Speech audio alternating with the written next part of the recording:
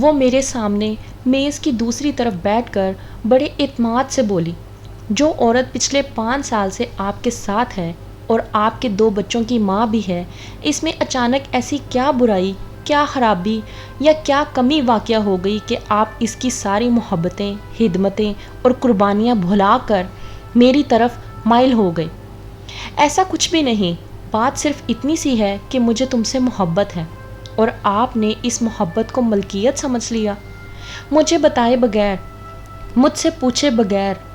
پوچھ تو رہا ہوں، تم مان جاؤ، میں اسے چھوڑ دوں گا۔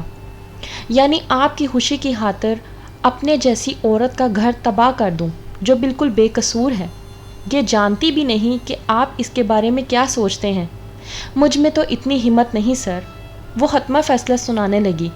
میں بے حد پریشان ہو گیا، سمجھ میں نہیں آ رہا تھا کہ اسے کیا کہوں۔ مجھے خاموش دیکھ کر بولی، کیا سوچنے لگے سر؟ سوچ رہا ہوں رب کو منانا کتنا آسان ہے لیکن اس کے بندوں کو منانا کتنا مشکل۔ پھر تو آپ جانتے ہیں کہ رب ناراض بھی ہو جاتا ہے۔ میں خاموش رہا تو میرے چہرے پر نظریں جما کر بڑے سکون سے بولی، میرے رب کو وہ انسان سب سے زیادہ ناپسند ہے جو میاں بیوی کے درمیان جدائی ڈالے یا ان کے بیچ نفرت پیدا کر کے ان کی علیحدگی کا سبب بنے۔ کیا آپ چاہتے ہیں سر کہ میں خدا کے ان ناپسندیدہ بندوں میں شامل ہو جاؤں؟ میں غور سے اسے دیکھنے لگا۔ یہ کیسی محبت ہے آپ کی جو مجھے میرے رب کے حضور شرمندہ کرنا چاہتی ہے؟ میرے پاس اس کی کسی بات کا معقول جواب نہیں تھا۔ میں بس اسے حاصل کرنا چاہتا تھا لیکن وہ کسی صورت راضی نہ تھی۔ کچھ عرصہ اسی کشمکش میں گزرا، پھر لاسٹ سیمسٹر ہوئے اور وہ چلی گئی۔ جانے سے پہلے میرے پاس آئی اور بولی، سوری سر، میں نے آپ کا دل دکھایا۔ محبت میں ہم کبھی کبھی اتنی دور نکل جاتے ہیں کہ قریب کے رشتوں کی کوئی اہمیت ہی باقی نہیں رہتی، لیکن جوں جوں وقت گزرتا ہے تو احساس ہوتا ہے کہ ہم غلطی پر تھے۔ آپ کے ساتھ بھی ایسا ہی ہوگا۔ میں چلی جاؤں گی تو آپ بھی نارمل ہو جائیں گے۔ اس کے جانے کے بعد کافی عرصہ بے چینی میں گزرا۔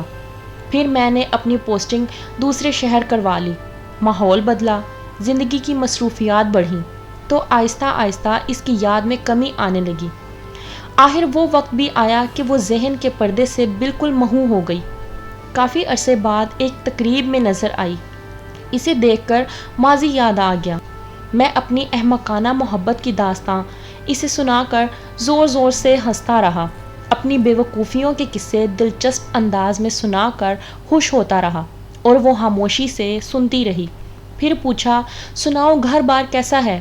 تو زور سے ہنس کر بولی، گھر بار کیسا سر؟ اکیلی بڑے مزے میں ہوں۔ مطلب؟ میں حیران ہوا، شادی نہیں کی تم نے؟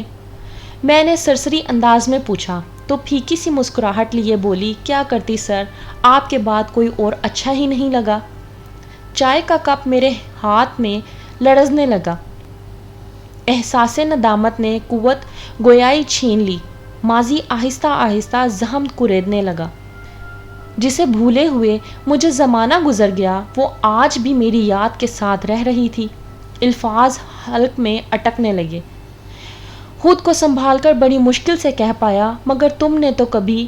میری بات کاٹ کر بڑے قرب سے بولی، جنہیں اللہ کی رضا کی خاطر چھوڑتے ہیں انہیں جذبوں کا احساس نہیں دلایا جاتا، بس لا تعلقی کا گمان ہی کافی ہوتا ہے۔ چائے چھلک کر میرے کپڑے داغدار کر گئی۔